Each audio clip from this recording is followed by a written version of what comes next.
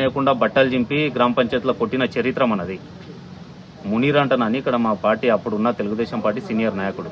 బట్టలు చింపి కొట్టినావు. కొత్త వెంకటయ్యనటాయనని కూడా కొట్టినావు. నందారావు అనురాధ ఎక్స్ఎమ్మెల్యే సూర్యనారాయణ గారి వైఫ్, ఆమెని ఇచ్చిరజించేసినావు. ఏమేం చేసినావు గతంలో నీకు తెలియదా? నువ్వు చేసినావు ఇలాంటి పనులు. మేము అట్లాంటివి ఎక్కడ తావలేదు. ఇది ప్రజాస్వామ్యం. నువ్వు నామినేషన్ వేసుకోవచ్చు, ఇంకా 50 మంది వేసుకోవచ్చు. మేము కోరుకునేది కూడా అదే. గతంలో నువ్వు ఒక్కరిని నామినేషన్ వేయనియలేవు. ఇప్పుడు మేమేమంటున్నాం, నామినేషన్లు పడాలి. పడితేనే ఊర్లో స్వేచ్ఛ వచ్చినట్ల. నువ్వు ఒకటి కాదు, ఇంకా ఎవరు ఇష్టం వస్తే వాళ్ళు వేసుకోవచ్చు నామినేషన్లు. పబ్లిక్ డిసైడ్ చేస్తారు ఎవరు ఏందనేది. 100% పబ్లిక్ చేతుల్లో ఉంటుంది కదా. నామినేషన్ వేసుట్లు ఏమున్నది అంటే మీరు అన్నారండి. సో ఊర్లో వాళ్ళ అనుచరుల దగ్గర కానీ నేనేమంటున్నా, నవ్వుకుంటారు.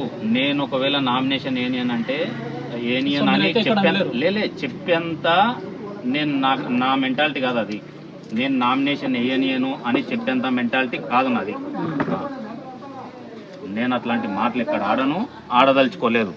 బరాబర్ నామినేషన్ వేయి. ఎందుకేవు నేను దగ్గరుండి వేపిస్తాను. నేను తీసుకురా నామినేషన్ వేయి, పోదాం పబ్లిక్లో పోదాం.